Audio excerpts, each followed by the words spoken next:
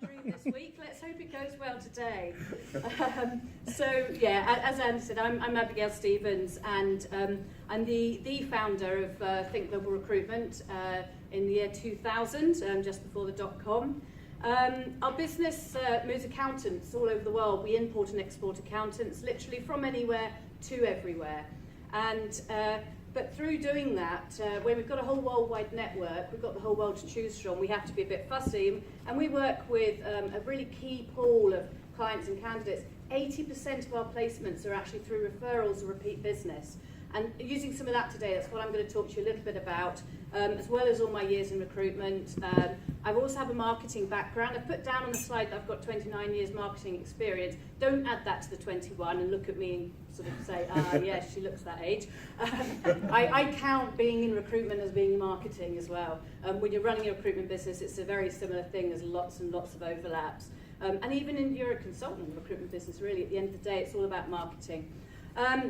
I've also got a new exciting I've taken over a business called Pivotal Resourcing, as Ian was saying earlier on, there's a shortage of recruitment consultants in Scotland, as you know.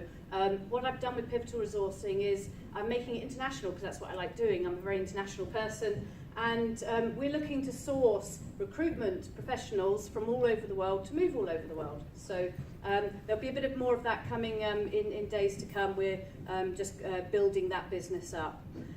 So using the knowledge I've got from that, and I've done a lot of research as well for today, which included looking at some of your websites, and I'm very impressed. And there's a lot of award winners who are listed here today who've done really well.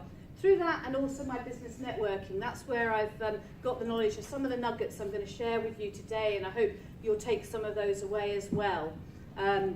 So I'm the Scottish chair for APSCO, who run their meetings up here, and that's a great way to find out more from recruitment companies. But I also run and attend lots of social events between Entrepreneurs Scotland and We Do Scotland, who are also very active business companies. So sometimes integrating with other businesses is good to get that information. I was told that I could choose something to talk about today that I was really passionate about, and I wanted to ramble on about and do just that. One of the things I thought I'd do is, yes, I'm going to tell you a little bit about how you can get more referrals and more repeat business, but one of the things I also want to do in that is if I'm doing that and I'm giving you these nuggets of how to do it, then it means you're upping your service to do it, because that's the only way one can.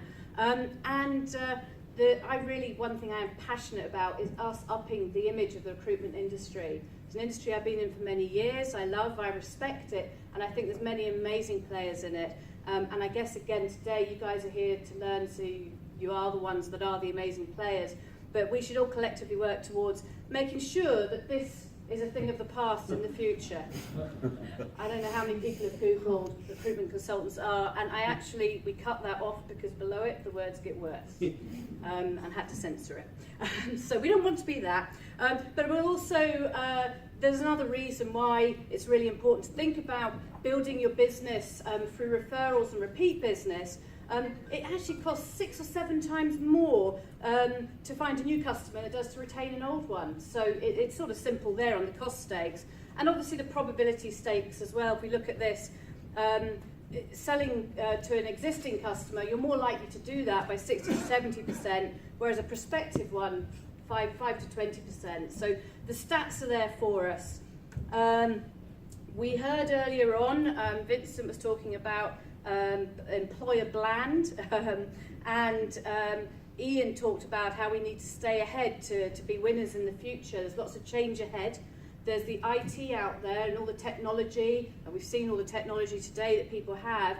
If you look at reports from maybe APSCO, the REC and other industry bodies, they're predicting that in the future, the agencies that will still be here in 10, 20 years' time will be one of 2 areas. One will be specialists who are providing an exceptional service, and they'll be the ones that will be really attracting attention. People will be using them because they need to use them, because they know their markets thoroughly and they're delivering this great service. And the others will be the high volume, low fee type of agencies.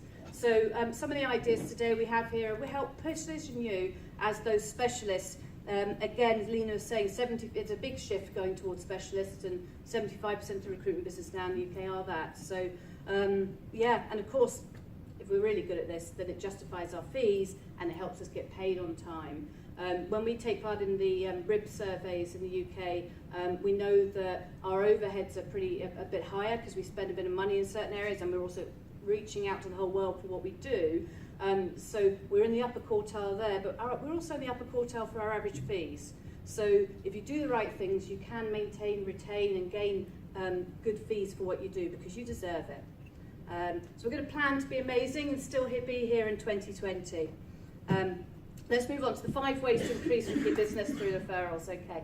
My first tip, and this is through doing a lot of research and looking at other businesses and the ones who've been doing well, and particularly the recruitment sector, is to love what you do.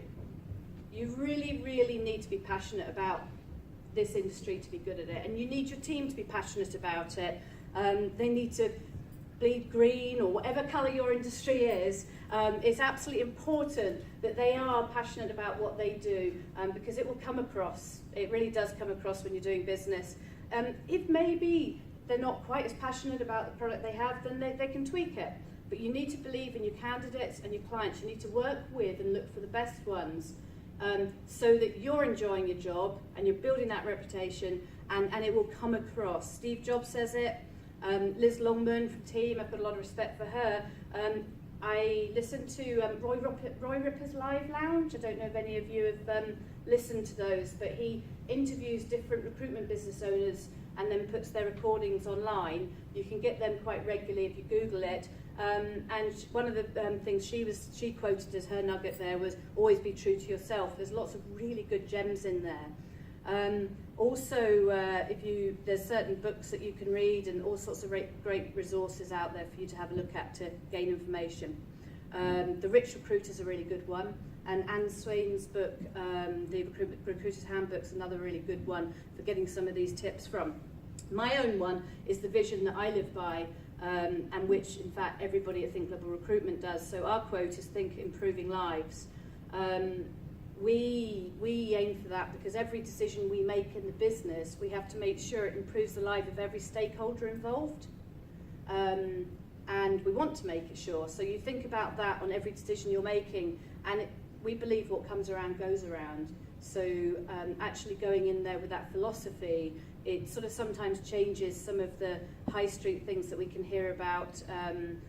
Not all high streets, obviously, but some of those old-fashioned days when it was all bums on seats and throw things out the door and hope something sticks. We care, and we make it different. So being passionate about that. And if you think about it, anytime you've bought from somebody, because at the end of the day, recruitment is a sales industry, if there's been someone that's phoned you that's been scripted, who doesn't sound like they really care or believe in what they're talking about, they're just reading off a script, you probably didn't buy off them. Whereas that salesman that was passionate about their product and really believed in it, I bet you did. I bet you did. Number 2, if you don't ask, you don't get, of course. This is really, really important one for us, and it's a silly one and it's an obvious one, and hopefully everybody is asking. When I first set up the business back in 2000, about the same time, Mike Walmsley brought out his DVD series, training series, and he invited us to a breakfast to talk about it. We were impressed, we liked it, we got it. And we've used it in the business ever since. And one of the key reasons we did was the first nugget we got from it was remembering to ask for referrals, and to ask for repeat business. And ask people for this all the time at every stage of the process. Even if you can't help the person you're speaking to, there's no harm in still asking, because if you don't ask, you don't get. And that actually was the thing, the catalyst that trebled our business, our success, and made us measure that 80% of our business became through that referral basis of us asking at all stages. So train your people to ask. Train them to be professionals because they've got to look good, but do train them to ask as well. Networking, I did mention earlier on about that networking thing, and I do networking, and I know lots and lots of people in this room today. I used to be as shy as anything. I hated networking. I was the one that would hide in that corner behind the flip chart probably, or I'd wait till somebody would come over and take pity on me. And then I went to a couple of training networking sessions where they talked about how you break into 2s and 3s and these friendly people in the corner there. And that really helped. And I do advise anybody that's not used to networking to do that, because what comes around goes around again, and the more people you meet, the more things that come your way will give you those referrals. And that information that you can then later share with your clients to keep them happy. Care for people, show you care. Care for lots of people. We do a lot of corporate social responsibility. We've actually got a charity auction going at the moment, so very kindly Noel Gallagher has donated to us a couple of books that he and Liam have signed, and we've got them on auction on eBay if anyone wants to go for them. We're holding a coffee morning. We've had a few other events this year, and as a team we've loved it, but our clients, our candidates get to hear about it, and they see that as good. And I don't know how many of you are working with the younger generations these days as far as candidates go, but it's so important to them, the corporate social responsibility, and to know you're doing it as well is another way to start building that rapport with your clients. Doing things for others. Right, be different. Stand out. And Ian very much said we need to stay ahead of everyone, and we want to stand out. We're going to be a survivor. And that's really important to think about how you can stand out. I'm a big one of saying that I don't think uniqueness is there really in our industry so much these days. It's very hard to be unique because we've been around a long time. But you can be different. You can have differentials, and you can find the ones that work for you, and maybe collectively your differentials make you unique. Do something like that. We believe improving lives is one of ours, and a few other things I'll share with you during these quick overviews make us that slight bit different. Be easy to work with. That was a nugget I took away from one of the Roy Ripper live lounges as well, and really sort of thought, yeah, that's very true.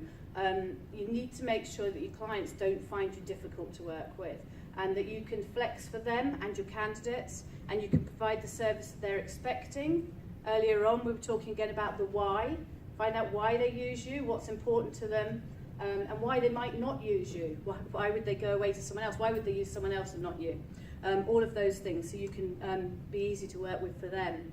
And be proactive in doing that. Be proactive in going out there to find out and ask for the referrals. Innovation, really important. Staying ahead and being as innovative as you can is really critical. We've always tried to do that with our sector. Many years ago, I went to a discussion with Deloitte, and they had a room probably about the size of this full of recruitment agencies, and he was talking about the RPO and how it worked for Deloitte and how wonderful it was. And a lot of the recruitment consultants in the room were saying, but we never get in the door, we can't speak to you, hadn't got on the PSL. And somehow I was coached out to say, well, we didn't have a problem doing that, I don't understand. And it was the first time I really realised it could be tough to get on the PSL. Not that we really wanted to be on it, but we got asked to be on it. The head of HR, who's now the partner there for HR, turned around and said, Think Global Recruitment were really ahead of their time. They had something that we wanted that no one else had. They had candidates no one else had because they were bringing them in from overseas. We've been doing that for 16 odd years. So he saw that as innovative. I was chuffed to start with, and then I analysed what he said. He used the word were in there, and I didn't like that bit. So then it made me think, I've got to remain being innovative where we can. We do all sorts of things. We will look for the best software in our CRM system. We have a video interviewing system, so our clients get a CV and they can get a little video clip on there of the candidate talking about things that are usually important questions that get asked at interviews, or they can use that to interview candidates, because after all, we're doing international. Quite often our clients never get to meet the candidates, so it was really important for us.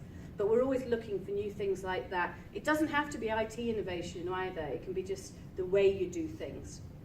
And the way you do things and adding value, making sure that you're always adding value to everything that you do. The other thing that we've done that we feel is a bit innovative in recruitment, and I know some companies do it, but not as many as maybe could, we spend a lot of money on after sales as well. So we have a consulting team that look after people after they've found a new job.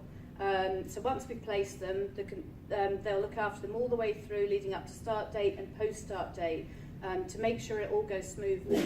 Again, we're doing international, so we have extra things to think about with these people that are moving around the globe, which is why we feel we truly improve their lives. But sometimes we also they get a bit scared at that place, or they've got to do visas. But in any state, it's really good for them to do that, and the consultants can get back to doing what they're really good at, is introducing new candidates to new clients or existing. And we talked about the caring thing, not so random acts of kindness, because if they were random, then you wouldn't be thinking about them in advance. But do think about doing kind things for people, because it does come back, and you will get something back for what you do. Number 4, communicate. I'm a huge one on communication. Internal communications is absolutely critical in your own organisation, even if it's just to make sure everybody is in line and providing the same service and the same thoughts. But also the external communications is really, really important. People buy people. So people need to be engaged with you, to like you, to respect you, and to remember you as well is another thing. Do think about brand you. It's an interesting thing to think about, but it's not just your organisation that they're working with. They are working with you as individuals. And how you come across when you meet a client or a candidate is really important if you want them to remember you for the rest of their life. You might notice I don't wear suits, but one thing people do remember is my dresses.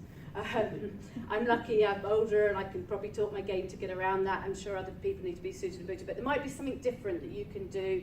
I notice Stephen always wears a lovely blue suit instead of the black boring ones. I think that's a really good thing. It makes you memorable. The human touch does work, but also remember you need to be a trusted source though. So with this personal thing, we're not trying to be their best friends. If I was going to get a new job, or in my case move around the world, I'm certainly not going to get my best mate to do it for me. I need someone that respects me to do that with me. So I'm going to become someone that's friendly with them, cares about them, cares about their family, and the effect that what I'm going to do for them will have on them. But at the same time, I want them to trust me all the way through the process, so they can tell me about anything that's not working. The same with my clients. My clients are hiring someone. It's a massive decision. It's a very expensive thing to do. So you need to get that balance. But when you do, then the clients will keep coming back to you for more. And more, I've just added more to visiting some clients. And one of them, we've been badgering them for a while for exclusivity, because we know we've been supplying nearly everybody to them anyway, and they've been really happy with our service. And she said, to be honest, it's just happening naturally. By next month, you will be exclusively with us, because there's no point in us working with the other companies. But it took us little bits of extra bit that they loved about us, and everybody that was working within our organisation that they met, everybody that touched that. Listening and being present when you're listening is really important as well. So actually listen to what people say and be careful about how you interpret it. We all have a habit, it's a natural thing. When someone says something, you start putting it to your own words and you start using your own language about it. And when you do that, it actually starts you thinking something different about what they wanted, and you start putting your own set of rules around what they were trying to say, your own bit of excitement about what they really wanted. And sometimes you actually want to hear what you're hoping they're going to say, and you don't hear the key words. So try and really be present when you're talking to clients and candidates and understand what they really, really want. You can repeat back to them to A, show that you have listened, but B, check your understanding. But it's critical, you know, the most important things to both those parties if you want repeat business. And always deliver what you promise. I quite like making promises to people if I know I can deliver on them, because I think it makes you really stand out.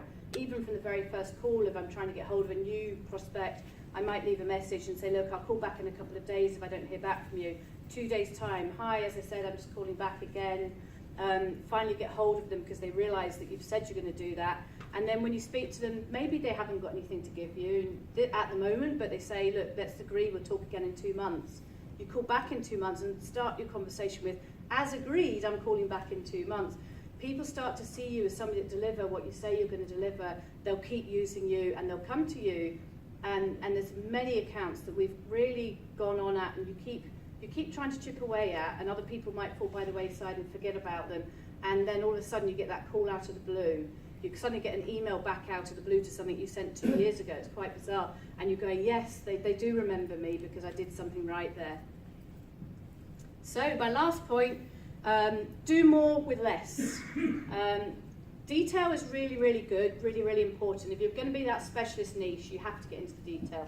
It's how you learn anyway. I'm not an accountant. I never was an accountant, and I would know nothing about accountants if you'd asked me 20 years ago. Now I know an awful lot about them.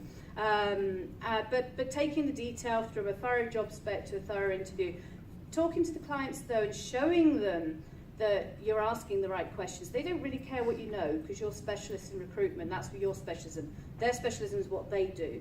But by asking the right questions and also showing that you want to position them as an employer of choice over the competitors they have the good staff, say, will impress them more and more, and they'll see that you are the best. So often we'll take a detailed role spec, and at the end of that we'll ask them if they're happy to work with us exclusively. If they've worked, they might have told us they'd already given the brief to somebody, and we can get them to take the brief away from the person they're going to, because that person didn't take as much information.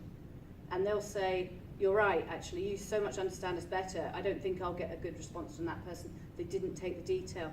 Likewise with candidates, interview them thoroughly, find out how to position them as the best and show them up. So you can do a lot less that way if you do it in detail. You don't. You can have just a few candidates and a few clients and get them to get the match together. I've given you a lot of ideas, but they take time. So how do we get time? One of my key ones is sack bag clients. Work out which clients on your portfolio at the moment are taking up all your time but aren't spending enough money with you. There are always people in there, and some a lot of hassle and doesn't go off with any other agencies and they only work with you exclusively. If you fathom that out, the probability of that client coming off into an offer and how many hours spent, just do fag packet calculations, whatever you want to do, but there will be some out there that you might want to get rid of to give you more time to actually offer a premium service to the ones that are good clients, the ones that you really like, to make sure they always come back to you, to make sure they never go to anybody else, and to make sure they tell everyone else about how wonderful you are. And finally, over-deliver. So don't just deliver what you promised, deliver more. Give them something else, and they can hardly fail but to love you when you give them something extra. And that random act of kindness might even be something they haven't asked for, to suddenly go back and give them something they didn't ask for because they've done something well, fast, easy, or maybe it was because you didn't do something quite perfectly. If you suddenly jump up instead of waiting for them to complain. So, just in summary, love what you do. If you don't ask, you won't get. Be different. Communicate always. And do more with less. And my 5 tips that I picked up from my research. I only had a 20-minute slot today, so I could have talked for hours because I can about topics. But if you want to take a photograph of that, if you want to Google it, remember to look up our wonderful new website, Think Global Recruitment one. There's millions of ways to contact me. You could even just put Abigail Stevens Recruitment if you want into the internet and you will find me. And I'd be really happy to talk to you. And I'm at the end of my time. We'll do Q&As at the drinks session afterwards, yeah? Yeah, Q&As at the drinks. Brilliant. Thank you very much.